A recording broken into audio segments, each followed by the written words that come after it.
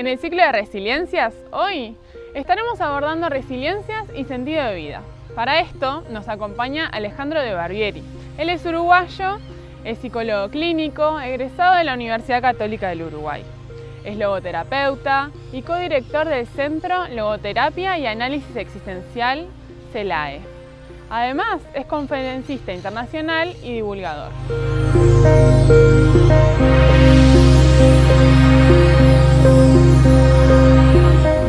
La resiliencia para los educadores es fundamental, es un pilar fundamental. Boris Cyrulnik, un gran referente en esta área, plantea 3 llaves para ser resilientes, que son el lenguaje, una red de sostén afectiva y la confianza en uno mismo.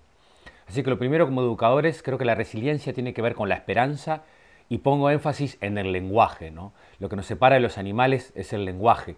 Javier Marías siempre dice que el que no lee acepta estar en el mundo que le ha tocado en suerte como un mero animal.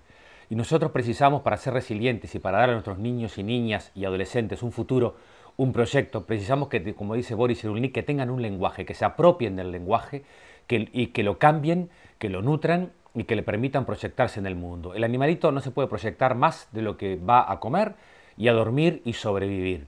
Pero el ser humano o se queda como un animalito o se proyecta en el mundo. Y ahí aparece el sentido, ¿no? El sentido aparece con la capacidad de proyectarnos, de trascender, de darle a tu vida un proyecto, un futuro, o sea, un camino. Para poder proyectarnos precisamos un cerebro que pueda tener capacidad para mirar más lejos. Si quedo solo esperando la comida como el animalito, quedo solo con un cerebro pobre que no va a tener capacidad para poder proyectarse y para tolerar las frustraciones. Así que primer punto de Boris Cyrulnik, el lenguaje. El segundo punto sería la red de sostén afectiva. Por eso la resiliencia, si bien siempre partimos del individuo, el ser humano es un ser con otros seres, como dice Martin Buber, es yo-tú, nadie es solo, nadie encuentra el sentido de la vida solo.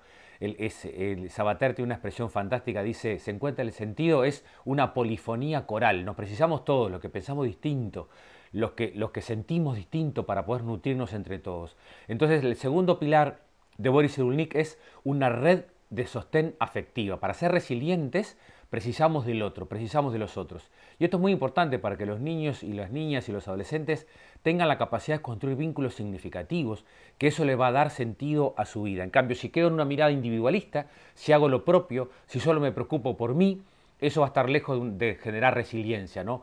Va a ser también un cerebro más inmaduro que solo se va a preocupar por sí mismo. Precisamos ayudar a que los niños y las niñas tengan la capacidad de relacionarse con los demás. Así que tener un vínculo, una red de sostén afectiva, decía Boris Cyrulnik. Y la última es la confianza en uno mismo. Y acá es fundamental, ¿no? Se desarrolla la confianza cuando el niño se siente seguro, cuando se siente querido, ¿no? Cuando se siente valorado, cuando siente que es bueno en lo que hace, que se prueba a sí mismo en las cosas que no le salen tan bien. De esa manera va aprendiendo y va aprendiendo a confiar en sí mismo. Así que estas 3 llaves para ser resilientes como educadores y tener un proyecto de vida que nos entusiasme. A mí me encanta esa definición de Julián Marías, que es: el profesor debe despertar deseos, debe despertar entusiasmo, dice Julián Marías. Está todo mucho mejor en los libros, pero lo que no está es el entusiasmo. Y el entusiasmo tiene que ver con esa capacidad de darle a tu vida un sentido, de llenar de aire, de llenar de Dios o de llenar de vida lo que haces. Así que cuando uno ama lo que hace, cuando uno está apasionado como educador, y creo que los educadores pertenecemos a una vocación maravillosa que nos permite confiar en los chiquilines que son la esperanza del presente para que sigan construyendo futuro. Después, para que nuestros niños, niñas y adolescentes encuentren sentido a su vida, tenemos que hablar del sentido. Eso lo decía Shalom siempre, ¿no? Tenemos que hablar de lo que a veces no se habla. El sentido no tiene por qué ser una reflexión filosófica así como abstracta que lo aleje al niño o al adolescente de la realidad. El sentido es qué sentido tiene, por qué haces lo que haces, para qué lo haces, para poder dejar el mundo mejor, para trascender, cuál es la huella en lo que hacemos. Lo que hacemos tiene que ver con nuestras habilidades, el qué, pero cómo hacemos lo que hacemos tiene que ver con lo propio, con el sentido de nuestra vida, con lo que queremos dejar como educadores, como niños, como niñas, cómo ayudar a que nuestros niños conozcan sus sueños y los puedan hacer realidad.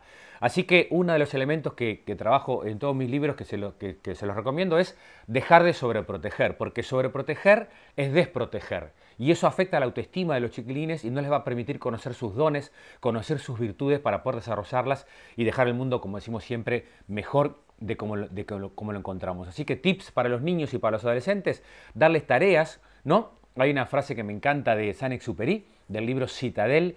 Él dice, si quieres que se odien, arrójales comida.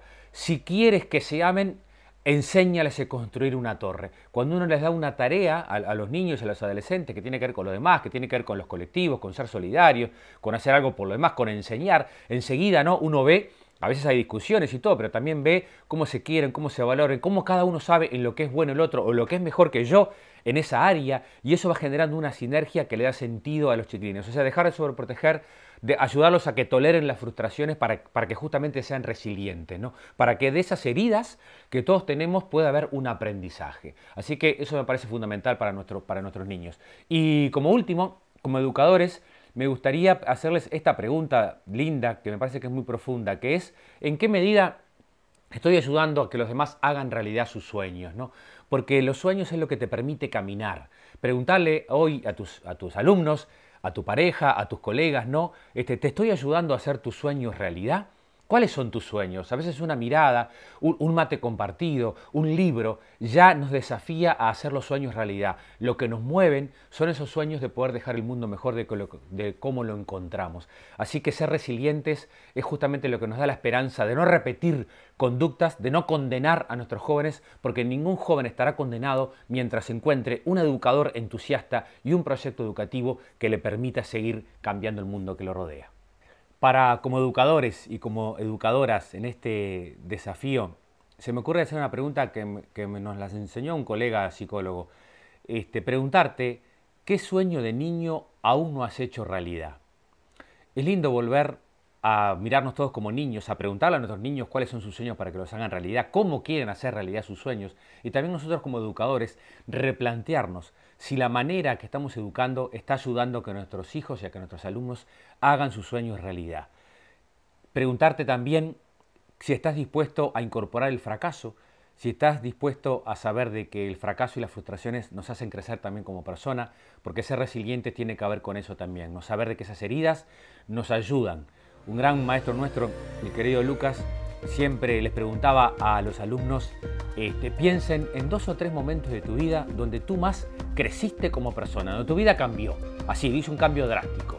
2 minutos para pensar eso. Pensá 1 minuto, 2 o 3 situaciones de tu vida donde tú creciste como persona, donde tu vida te cambió. Y después pedíamos feedback. Y casi siempre la gente contaba muchas cosas lindas, cuando nació mi hijo, pero también contaban cuando me separé, cuando falleció mi papá, cuando perdí el trabajo. O sea que del sufrimiento se aprende.